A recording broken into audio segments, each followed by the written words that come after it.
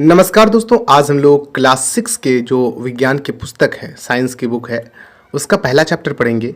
विज्ञान का अनूठा संसार। क्या पढ़ेंगे दोस्तों? विज्ञान का अनूठा संसार। विज्ञान तो जानते ही आप कि किसी चीज़ के बारे में जब आपको विशेष ज्ञान प्राप्त करना हो तो आप उस चीज़ का विज्ञान जानने की कोशिश करते हैं। ठीक है, तो किसी भी चीज़ का विशेष ज्ञान विज्ञान हो गया। और उसका एक अनूठा सा संसार है, एक अजीबोगरीब संसार है। ठीक है, जहाँ पर बहुत ही बेहतरीन सारी चीज़ें आपको सीखने को मिलेंगी। तो उसी संसार में आप आज करेंगे हम लोग भ्रमण। तो आइए करते हैं अध्याय को शुरू। देखिए क्या है इसमें। क्या कह रहा है कि मनुष्य सदैव अपने आसपास के परिवेश के विषय में जानने के लिए उत्सुक रहता है। बिल्कुल हर इंसान चाहता है वो अपने आसपास के विषय में, आसपास के बारे में जाने कि कोई भी चीज़ थी, कोई भी मकान था, कोई भी पार्क है, कोई कुछ भी, ये पहाड़ है, ये कैसे बना, आसपास कहाँ से आया, ये क्या ये हमेशा से था या किसी ने आके इसको यहाँ पर रखा है या किसी प्राकृतिक घटना के कारण यहाँ पर आ गया। तो वो जानने की हमेशा कोशिश करते रहता है, उत्सुक रहता है हमेशा जानने के लिए।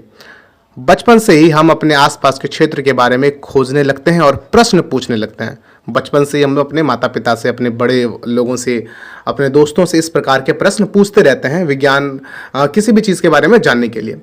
विद्यालय के प्रारंभिक स्तर में पढ़ते हुए क्या आपने अपने आसपास के परिवेश के विषय में पता लगाकर और खोजकर आनंदित हुए? बिल्कुल, जब आप विद्यालय में पढ़ते थे या पढ़ते, अभी तो आप पढ़ते ही हैं, तो विद्यालय में जब आप पढ़ रहे हैं तो क्या आप आनंदित हुए खोजकर कोई किसी भी चीज़ के बारे में कि कोई भी चीज़ है, आपने प्रश्न पूछा, पता लगाया और बड़ा आश्चर्यचकित हो गए, वाह क्या बात है, ये बात है इसके बारे में, अच्छा, इस तरह का हुआ कभी आपके साथ? कह रहे कि मध्य स्तर में भी अब हम अपने आसपास के इस सुंदर विश्व को जानने और समझने की रोचक यात्रा की ओर अग्रसर होते रहेंगे। प्रारंभिक स्तर क्या हो गया? जो आपके 1 से लेकर 5 तक की पढ़ाई की, वो हो गया प्रारंभिक स्तर। और अब हम लोग मध्य स्तर में आ गए, जहाँ से हम लोग 6 से 8 तक की पढ़ाई करेंगे। फिर उच्च स्तर आ जाएगा, जहाँ पर आप 9, 10 की पढ़ाई करेंगे। ठीक है, तो मध्य स्तर अभी आप 6 से 8 तक पढ़ेंगे। तो मध्य स्तर में भी हम अपने आसपास के सुंदर विश्व को जानने और समझने की रोचक यात्रा की ओर अग्रसर होते रहेंगे। और इसके लिए हमारे पास एक नया विषय है, विज्ञान। और इसी तरह से हम लोग, जिस तरह से आप लोग प्रारंभिक स्तर में जानने की कोशिश कर रहे थे, उस तरह हम लोग मध्य स्तर में भी बहुत सारी चीज़ों के बारे में जानेंगे। ठीक, और इसीलिए हम लोगों के पास एक नया विषय है, क्या है? विज्ञान। विज्ञान के इस अद्भुत संसार में आपका हार्दिक स्वागत है। ठीक है, चलते हैं आगे। विज्ञान क्या है भाई? तो विज्ञान देखने, सोचने, समझने और कार्य करने का एक सशक्त माध्यम है जो विश्व के रहस्यों की परतें खोलता है। क्या है विज्ञान? विज्ञान देखने, तो विज्ञान क्या है? देखिए, विज्ञान देखने, सोचने, समझने और कार्य करने का एक सशक्त माध्यम है जो विश्व के रहस्यों की परतें खोलता है कि विश्व में जो भी चीजें हैं उसका क्या रहस्य, उन परतों को यह खोलता है। कौन? विज्ञान। तो इसलिए ना विज्ञान पढ़ना है, बहुत ही इंटरेस्टिंग। ठीक है, यह एक रोमांचक साहसिक कार्य की तरह है जहां हम प्रश्न पूछते हैं, प्रकृति के विभिन्न आयाम खोजते हैं और यह समझने का प्रयास करते हैं कि यह सब आखिर होता कैसे है। प्रकृति की बहुत सारी चीजें हैं ना, कि अचानक हवा कैसे चलने लगती है, बारिश कैसे होती है, इस प्रकार के बहुत सारे प्रश्नों को हम यहाँ पर खोजते हैं। ठीक है, आगे देखिए क्या लिखा है। यह सब जानने के लिए सबसे महत्वपूर्ण है जिज्ञासा। जिज्ञासा मतलब जानने की इच्छा, कि आपके अंदर इच्छा होनी चाहिए कि भाई बारिश कैसे हुई, यह सूरज पूरब में ही रोज क्यों उगता है ना, इन सारी बातों को जानने की आपके अंदर इच्छा होनी चाहिए। ये जो सूरज है, आप देखे होंगे कि जो सूरज जाता है वो हमेशा पूरब में उगता है और उत्तर दिशा से होकर जा रहा है, माफ कीजिएगा दक्षिण दिशा से होकर जा रहा है, कभी उत्तर दिशा से होकर क्यों नहीं जाता? आप गौर कीजिएगा, जो सूरज है जब पूरब में तो उगा और जब ये दक्षिण की ओर जाता है तो किस दिशा से होकर जा रहा है? दक्षिण। जब ये पश्चिम की ओर जाता है, जब सूरज पूरब में होगा और पश्चिम दिशा की ओर जाता है तो दक्षिण से होकर जाता है। देखिएगा आप, कभी उत्तर से होकर नहीं जाता है। आखिर ऐसा क्यों होता है ना? ये भी एक प्रश्न है। इन सब प्रश्नों का बिल्कुल आप अपने शिक्षक से पूछें और जानने का प्रयास करें। और इसी जिज्ञासा से इस पुस्तक का शीर्षक भी आया है, साइंस। बिल्कुल जिज्ञासा की बात है। अगर आपके अंदर जिज्ञासा है चीज़ों को जानने की, तो आप साइंस में बहुत इंटरेस्ट लेंगे, पढ़ने में आपको बहुत रोमांचक लगेगा ये विषय। चलते हैं आगे। अध्ययन चाहे रेत के छोटे छोटे कणों का हो या बड़े बड़े पर्वतों का, एक घास के तिनके का हो या किसी विस्तृत जंगल का, किसी बड़े जंगल का हो, घास का हो, पहाड़ का हो, हर चीज़ के बारे में जो आपके अंदर जानने की जो इच्छा जगती है, ठीक है, यह हमें सदा ही नित नई खोजों के लिए प्रेरित एवं उत्साहित करते रहता है। और इसी से क्या होता है, हम नई नई चीज़ों की खोज करते रहते हैं। क्या आपने कभी रात के आकाश में चमकते तारों को ध्यान से देखा और यह सोचा कि ये तारे चमकते क्यों हैं? किसी फूल को खिलते देखा आप विस्मित हुए हैं कि भाई ये फूल कैसे खिल जाता है? कभी आपके मन में इस प्रकार का ख्याल आया है कि उसे कैसे पता चलता है कि कब खिलना है? हाँ, कि सुबह हो गई भाई, अलार्म बजता है उसका, नहीं कि मम्मी उठाती है उसकी, नहीं, कैसे खिलता है वो? ये सब आपको इस विज्ञान में आप जानते हैं। ये सब विज्ञान द्वारा उजागर होने वाले अनेक रहस्यों के कुछ उदाहरण मात्र है कि इन सब चीज़ों के बारे में हम विज्ञान में पढ़ेंगे। विज्ञान के बारे में सबसे रोचक बात यह है कि यह सर्वत्र है, महासागर की गहराइयों से लेकर अंतरिक्ष की व्यापकता और रसोई में पक रहे व्यंजनों से लेकर खेल के मैदान तक सबसे अभूतपूर्व खोज ही अकल्पनीय स्थानों में हुई है। अभूतपूर्व मतलब क्या हो गया? अभूतपूर्व का मतलब होता है जो पहले कभी नहीं हुआ हो, ठीक है। अकल्पनीय जिसकी कल्पना नहीं कर सकते, जिसके बारे में सोच नहीं सकते, वो सब चीज़ों की खोज हुई है, ठीक है। ये देखिए, ये क्या है? मरुस्थल। ये क्या है? समुद्र तट, पर्वतीय क्षेत्र, समुद्र के भीतर का रहस्य है। देखिए अंदर किस प्रकार की एक अलग दुनिया है समुद्र के अंदर, ठीक है। हमारे पृथ्वी के बाहर एक अलग दुनिया है, इस तरह से आकाशगंगा का ये चित्र है, ठीक। चलते हैं आगे। इसको मैं बड़ा कर लेता हूं ताकि आपको और बड़ा दिखे। हाँ, अब सही दिख रहा होगा।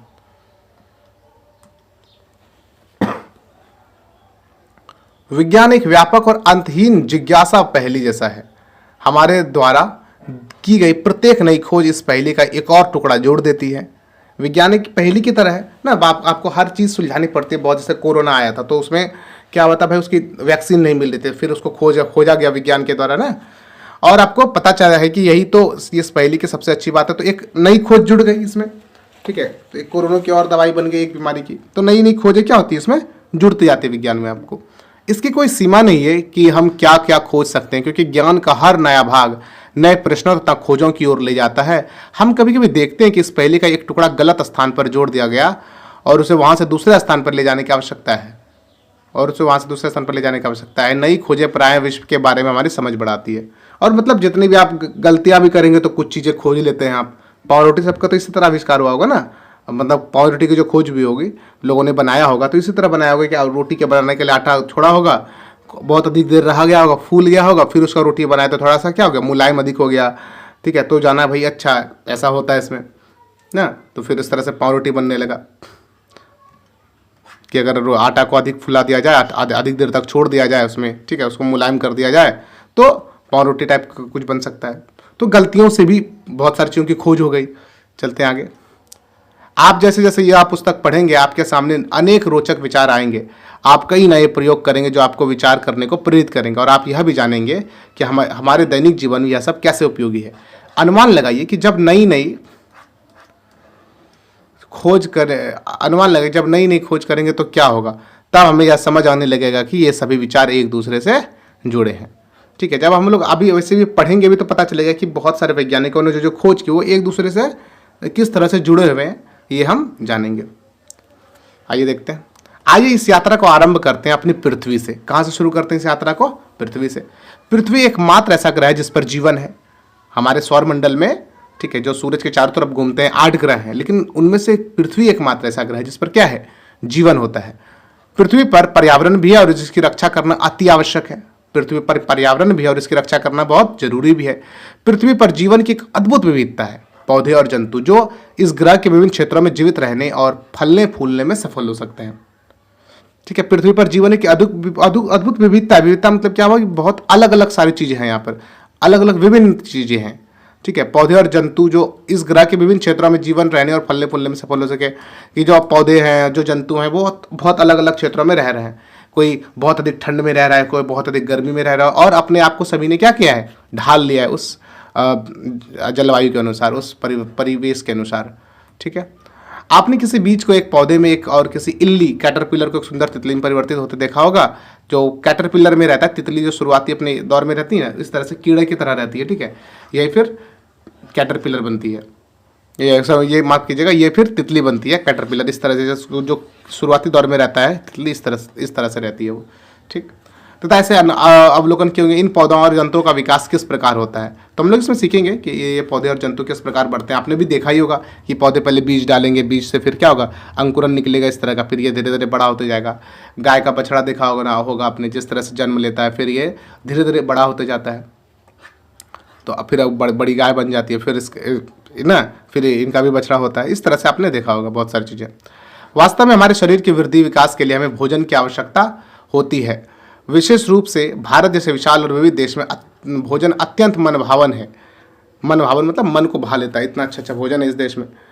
देश भर में विभिन्न प्रकार के स्वादिष्ट पकवान और उनको बनाने की विशिष्ट विधियां हैं। वे सब किससे बनते हैं, हम कैसे पता करेंगे? तो देश में क्या है कि बहुत सारी प्रकार के भोजन बनते हैं। जैसे ये छोला कुलचा है आपका, ठीक है, ये बहुत टेस्टी लगता है। अगर आपने कभी खाया हो तो छोला कुलचा दिल्ली में बहुत फेमस है। ये क्या है आपका भाई, ये लग रहा है मोमोज, या तो मोमोज हो सकता है या तो आपका ये हो सकता है, क्या कहते हैं, लिट्टी चोखा हो सकता है, ठीक है। ये भी कहीं का भोजन है। इडली डोसा है शायद, ये इडली है, इडली, ठीक है। और ये क्या है, दाल बाटी चूरमा, शायद कुछ भी हो सकता है ये। तो मतलब देश के अलग विभिन्न भागों पर अलग अलग प्रकार के क्या होता है, भोजन बनते हैं, ठीक है। चलिए आगे चलते हैं। तो आप अलग अलग राज्यों में जाएंगे, वहाँ पर आपको अलग अलग प्रकार के विशेष क्या मिलेंगे, विशेष प्रकार के भोजन मिलेंगे। हमें जीवित रहने के लिए भोजन के साथ साथ जल की भी आवश्यकता होती है। जल एक अत्यंत आनंददायक पदार्थ है। क्या आप कभी बारिश में दौड़े, भागे और कूदे हैं? क्या आपने कभी सोचा है कि बारिश क्यों और कैसे होती है? क्या आपने ध्यान दिया है कि जल ठंडा करने पर बर्फ बन जाता है और गर्म करने पर उबलने लगता है? क्या आपको भी गर्मी में ठंडा जल पीने या सर्दियों में गर्म जल से नहाने में आनंद आता है? हम गर्म और ठंडे को कैसे समझते हैं? चाहे वह जल हो या ज्वर, ज्वर मतलब बुखार ना, बुखार ताप से तपते शरीर, मतलब ज्वर से तपते शरीर का तापमान, कोई वस्तु कितनी गर्म है यह ज्ञात करना महत्वपूर्ण है, ठीक है, कि कितनी गर्म है ये भी तो पता करते हैं हम लोग ना। टेम्परेचर नापते हैं, इतना डिग्री सेल्सियस है, इतना फ़ारेनहाइट है। आगे देखिए। और फिर हमारे आसपास अनेक प्रकार के वस्तुएं हैं, जिस कागज पर हम लिखते हैं, धातु की चाबी, प्लास्टिक का पैमाना, हमारे बॉक्स में मिटाने वाला रबर, बॉक्स को बंद रखने वाला चुंबक ना, कई बॉक्स देखा आपने चुंबक से बंद होता है वो, ठीक, ऐसे रख दीजिए बंद हो जाएगा, मतलब उसमें लॉक नहीं करना पड़ता है। हमारे पहनने के कपड़े, दूध पीने का प्याला और बहुत सी अन्य वस्तुएं, ये सब किससे बनी हुई हैं? क्या ये विभिन्न पदार्थों से बनी है? कई प्रकार के कप देखे होंगे आपने। चीनी मिट्टी का कप देखा होगा, फिर प्लास्टिक का कप देखा होगा, फिर आपने कप मिट्टी का देखा होगा, ठीक है, स्टील का देखा होगा, बहुत सारे प्रकार के कप देखे होंगे आपने, ठीक है। ये किससे बनी होती हैं? हम विभिन्न पदार्थों को एक दूसरे से कैसे पृथक करते हैं कि ये लोहा है, ये प्लास्टिक है, किस प्रकार से जानते हैं? या कोई चीज़ मिल गई कि मान लीजिए गेहूं में चावल मिल गया, उसको कैसे अलग करेंगे? तो ये सारी चीज़ें हैं जो हम लोग यहाँ इसमें सीखेंगे।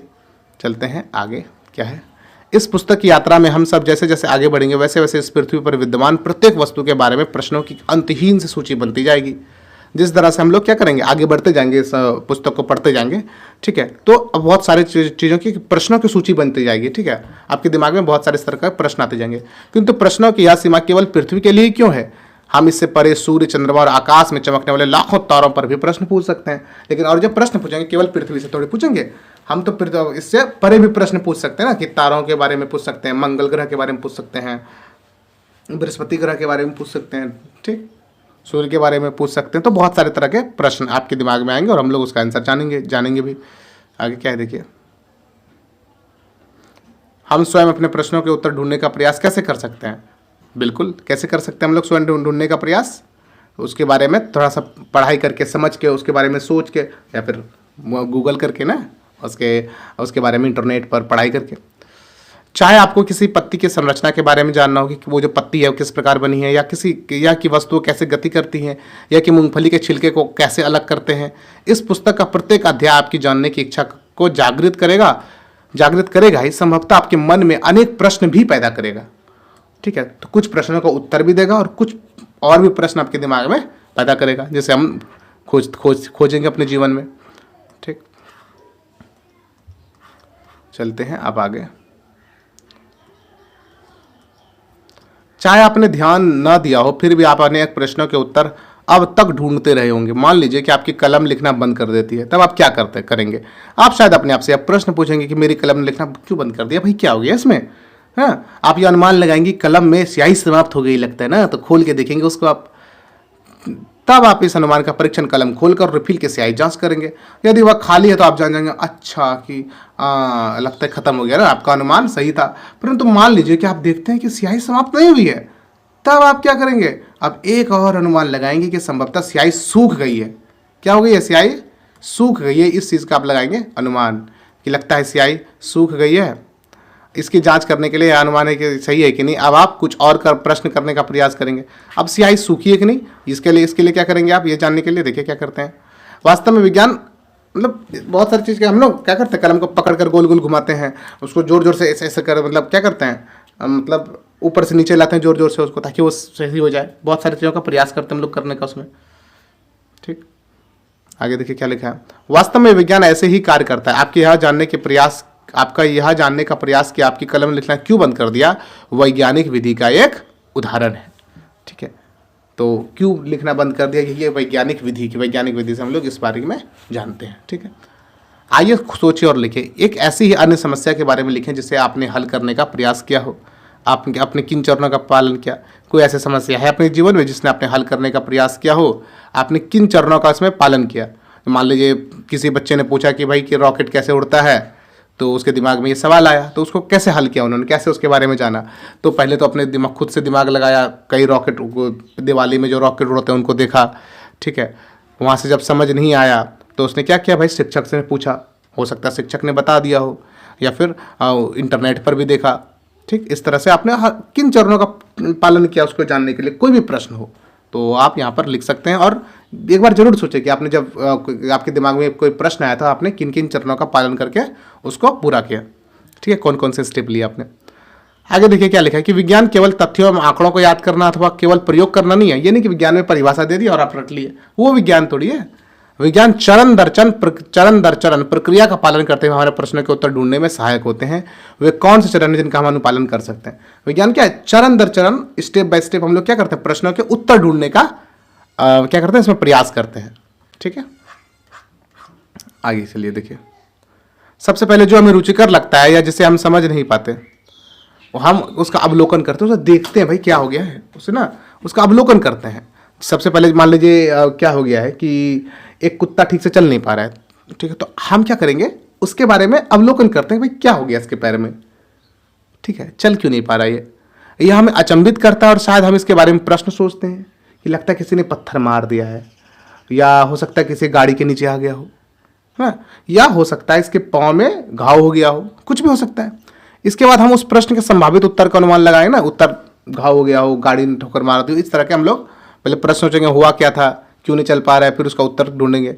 आगे क्या है देखिए, इस अनुमान का हम प्रयोगों और अधिक अवलोकनों द्वारा सत्यापन करते हैं।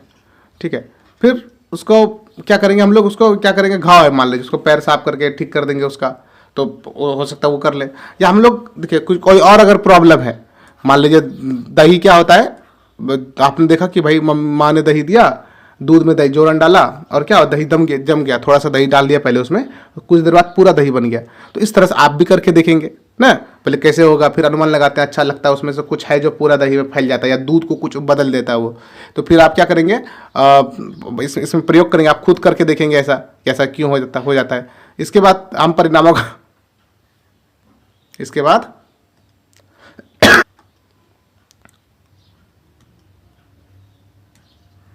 इस अनुमान का हम प्रयोग और अवलोकन करेंगे। इसके बाद हम परिणामों का विश्लेषण करने का प्रयास यह देखने के लिए करते हैं कि क्या इसके वास्तव में हमारे प्रश्न का उत्तर पता हुआ या नहीं।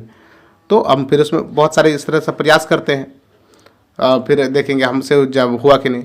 ये देखिए दाल निकल गई भाई सीटी से, ऐसा क्यों हुआ, ये भी देख सकते हैं। वैज्ञानिक वे लोग होते हैं जो समस्याओं का हल ढूंढने अथवा नई वस्तुओं की खोज करने के लिए वैज्ञानिक विधि का प्रयोग करते हैं। तो वैज्ञानिक कौन होते हैं, जो समस्याओं का हल ढूंढने और नई वस्तुओं की खोज करने के लिए वैज्ञानिक विधि का प्रयोग करते हैं, वो क्या कहलाते हैं, वैज्ञानिक करते हैं। मान लीजिए जो भी दवाई वगैरह की खोज होती है कोई नई बीमारी की, तो वैज्ञानिक क्या करते हैं उसके लिए, अब उसी साइंटिफिक तरीके से प्रयास करते हैं ना, सूक्ष्मदर्शी से कोई चीज़ की जांच करेंगे, फिर उसको लैब में ले आते हैं, प्रयोगशाला में ले आते हैं, वहाँ पर केमिकल से जांच करते हैं उस हर चीज़ की। परंतु क्या कोई भी व्यक्ति जो वैज्ञानिक विधि का पालन करता है एक वैज्ञानिक की तरह कार्य करता है। भोजन पकाने वाला व्यक्ति यह सोचकर हैरान हो सकता है कि दाल कुकर से बाहर कैसे निकली, भाई कोई तो रास्ता है नहीं, वहाँ पर तो सीटी लगी है, कैसे निकल गई, क्या कुकर में बहुत अधिक पानी था, और कारण क्यों निकली भाई, क्या कुकर में पानी हो गया था बहुत अधिक। ठीक है, कारण क्या है। साइकिल की मरम्मत करने वाले व्यक्ति के बारे में सोचिए, तो यह ढूंढने का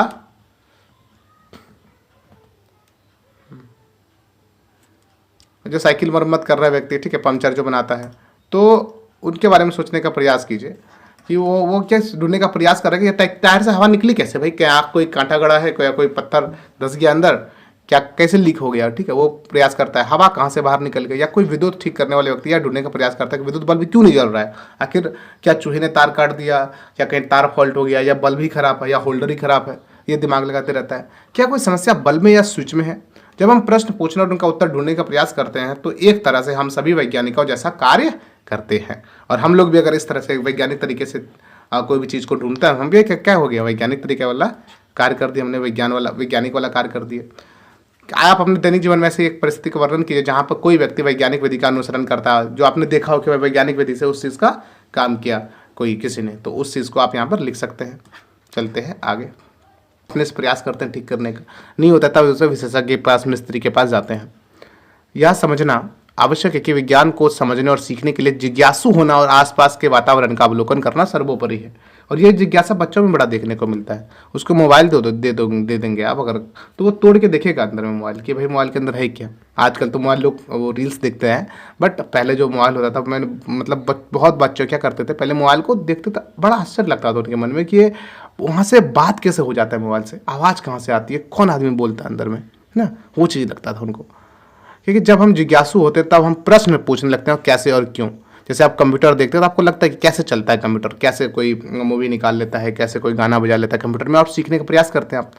जब हम जिज्ञासु होते हैं तब हम प्रश्न पूछते हैं, तब हम प्रश्न पूछने लगते हैं और कैसे हुआ, क्यों हुआ। स्मरण रखिए, याद रखिए कि यह संसार वस्तुओं का एक भंडार है और हम नहीं जानते कि और भी कितनी ही वस्तुएं जिन्हें खोजना अभी क्या है, शेष है, यानी अभी बाकी है खोजना। बहुत सारी वस्तुएं हैं इस संसार में जिनकी अभी तक खोज नहीं हुई, और हमेशा से ये खोज चलती ही रहेगी इस दुनिया में। चलते हैं अब आगे।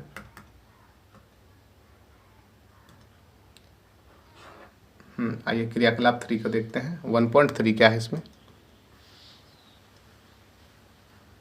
क्रियाकलाप 1.3 क्या है, आइए विचार करें और लिखें। यदि आपको किसी वस्तु या घटना के बारे में प्रश्न पूछना है कि यह क्यों होती है, तो उसके बारे में आप क्या पूछेंगे, कह रहा है उसके बारे में आप क्या पूछेंगे। अगर आपको कोई प्रश्न पूछा है किसी घटना के बारे में, आप अपने प्रश्न का उत्तर किस प्रकार खोजेंगे, यह लिखने का प्रयास कीजिए। कोई प्रश्न आपके दिमाग में आ गया तो उसका उत्तर आप किस प्रकार से खोजेंगे वो लिखने का प्रयास कीजिए। वैज्ञानिक खोजें कि वो अकेले कम ही होती हैं। दुनिया भर के वैज्ञानिक प्राय एक दूसरे के साथ बड़े बड़े समूहों में कार्य करते हैं। इसलिए यदि आप स्वयं उत्तर नहीं ढूंढ पाते हैं तो अपने मित्रों से निसंकोच सहायता मांगिए। साथ मिलकर खोजना सदैव अधिक आनंददायक होता है। कोई भी जीवन में आपकी समस्या हो, अगर आपसे सॉल्व नहीं हो रहा तो अपने दोस्त को आप बताइए, देखिएगा आपको कुछ न कुछ सॉल्यूशन, अधिकतर केस में क्या हो जाएगा, कुछ न कुछ सॉल्यूशन आपको मिल जाएगा। तो मिलकर खोजना बहुत ही आनंददायक होता है, ठीक है।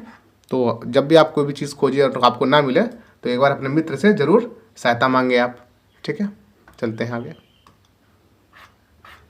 संभवतः आपको अपने सभी प्रश्न के उत्तर कक्षा 6 में नहीं मिलेंगे, चिंता न करें।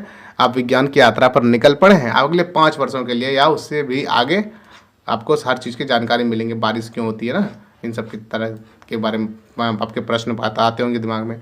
बुद्धिमान होने के लिए क्या आपको प्रश्न पूछने वाला बनना आवश्यक है, बताइए। आवश्यक है?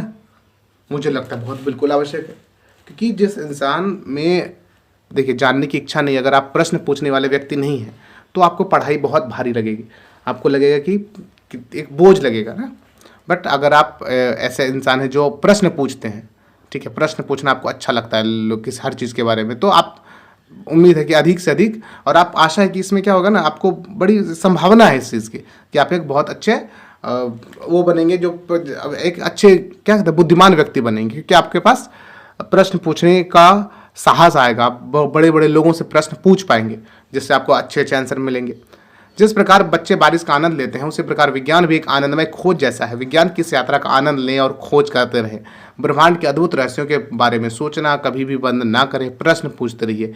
क्या आप विज्ञान की इस रोमांचक यात्रा पर निकलने के लिए तैयार हैं? आइए इसे आरंभ करें, ठीक है।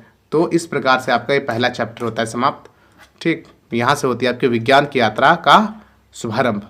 मिलेंगे हम लोग अगले अध्याय में, अगली वीडियो में। तब तक के लिए नमस्कार।